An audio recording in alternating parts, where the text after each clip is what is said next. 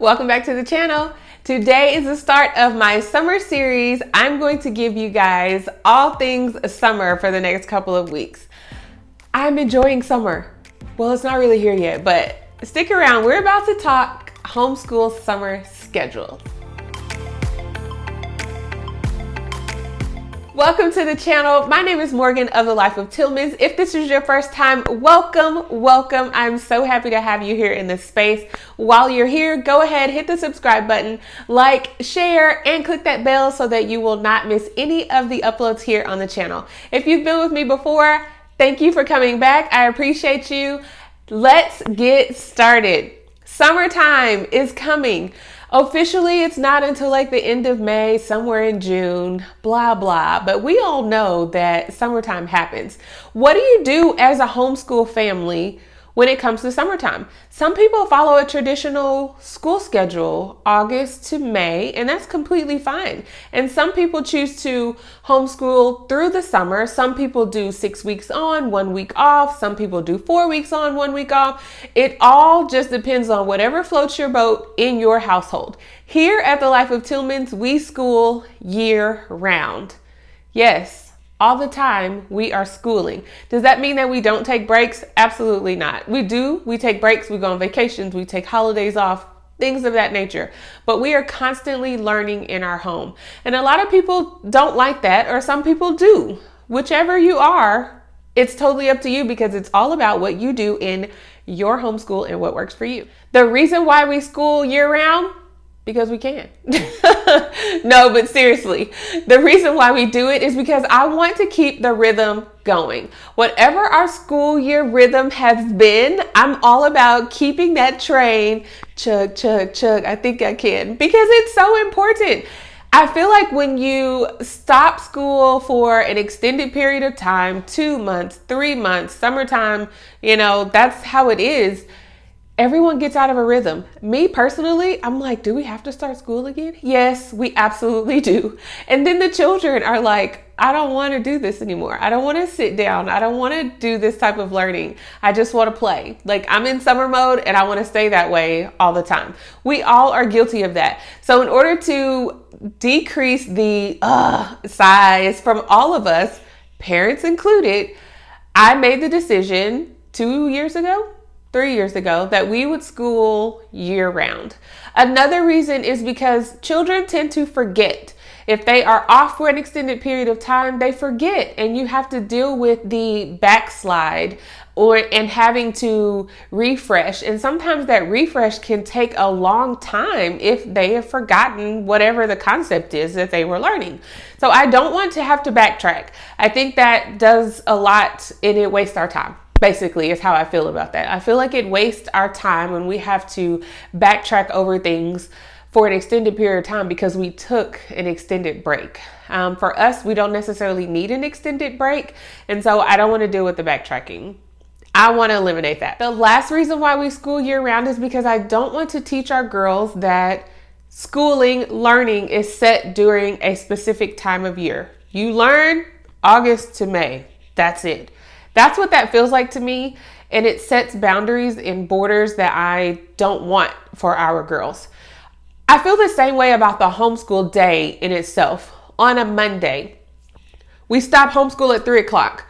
But what if your child wants to grab a book? What if they want to read? Those type of things. And I do have to steer my girls into directions because we have responsibilities within our home. We have to clean and we have extracurricular activities in the evening. So we can't school all day long. However, I always make time for that. I have a child right now who is wanting to read. She wants to read her chapter book. And I said, okay, go spend that 20 minutes just to straighten up your room, clean up your bathroom, and do your sweeping. That is your daily chores. And after that, you can sit down and read until it's dinner time if you want.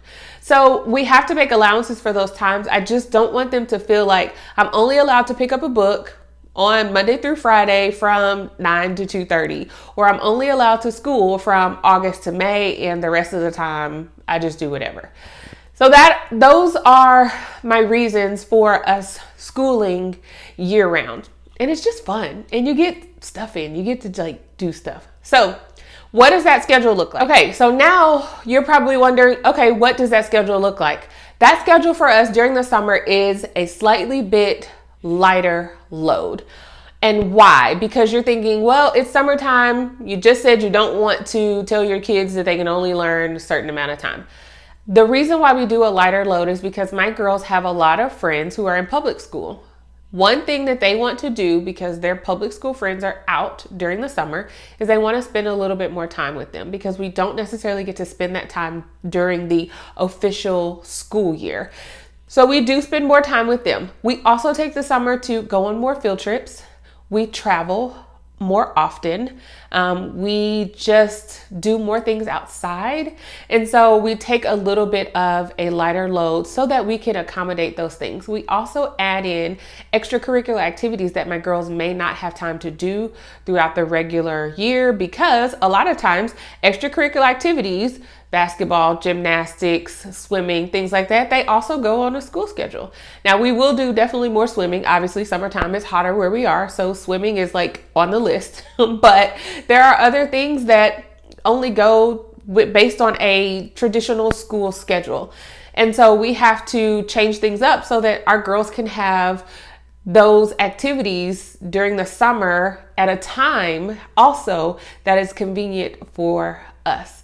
So this is all about us and what we want to do in our house and how we make it work for, you guessed it, us. Do the same for you. And, which is a really big thing, my husband has a less strenuous schedule in the summer as far as traveling for him. So he gets to spend more time at home, but also we get to join him sometimes on his travel when he's going to work. Sometimes we can go. So we have to make time for that. That's family time. That's traveling. I'm all about traveling anytime I can. That's what we're going to do. All right, now getting down to the specifics. What does it look like for our summer schedule? What do we go over? What subjects do we keep? Not how hard are we going? Are we adding in time? I'm going to share all of that with you right now. The things that are no-goes, they must be done every day, at least Monday through Friday. A lot of times we get them in on Saturday and sometimes Sunday, but no-goes must do are reading, language arts, and math, and Bible as well. Those are the 4 things that we do every day all year long, no matter what is going on. So I'm going to recap: Bible, reading, language arts, and math. They are abbreviated, which means they're a little bit shortened, but we usually spend about 15 minutes on each thing. That's 1 hour of our day during the summer. 1 hour. That is a very minimal amount of time compared to all of the time that we have. Normally our homeschool day will run from about 9 to 1 or 9 to 1:30, depending on what we're doing. So we're talking about 1 hour of our summer, 15 minutes for each subject. Whatever we are able to get done in that 15, maybe 20 minutes, that's where we will stop and we will pick up with it the next day. What about all of the other subjects? What about spelling, vocabulary, all the other curriculum I showed you guys? Our spelling, our vocabulary, our handwriting, and our unit study. Those are 4 things that we still do during the summer. However, they are done on a loop schedule. We spend our hour on our reading, our Bible, language arts, and math, and then we loop in at the very most 2 additional subjects. So we will go over spelling and our unit study, and that will be it. And then the next day we will come and we will pick up with vocabulary and handwriting. Then the next day we'll go back and we'll loop through those 4 things throughout the week.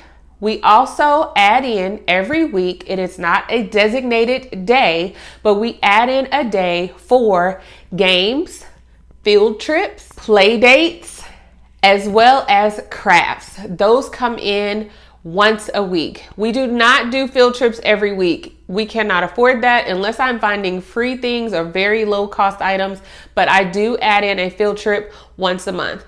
Crafts, play dates, we add those in once a week and we get them done. Unless we're free on a Saturday, and then we'll add it in another day if it's on a Saturday as well. But that is how our summer schedule goes. It's very simple. I put it up on the board. The girls know what we're doing. They know. We set a timer and we go through it. They need help, we work on those things.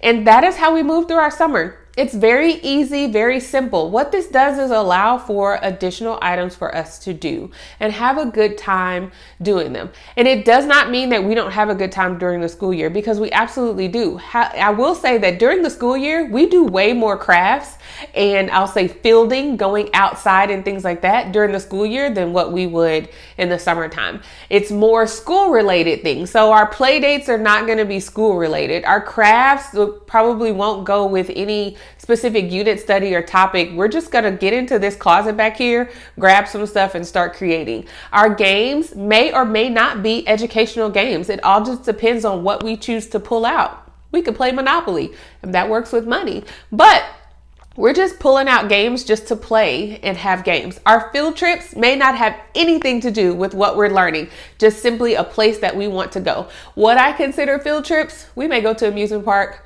a water park, I don't know, anything, anything that I can think of that the girls want to do. And they do make a list. I'm going to share that with you of things that they want to do. And we try to knock them all out when we can during the summer. Now, there are a lot of field trips and places that we go throughout the school year that we do intentionally because everyone's at school. Homeschool families rule the world at that time. I hope you guys enjoyed this video. Drop down below. What does your summer schedule look like? Are you year-round homeschoolers? Are you during traditional school year homeschoolers, and why? I'm interested to know all of the variations that I know are out there and how it works for your family. Don't forget to subscribe to the channel. I thank you again for joining here at The Life of Tillmans. Click that notification bell as well so that you will not miss any of the videos here. And I will see you next time here at The Life of Tillmans for another video. Bye.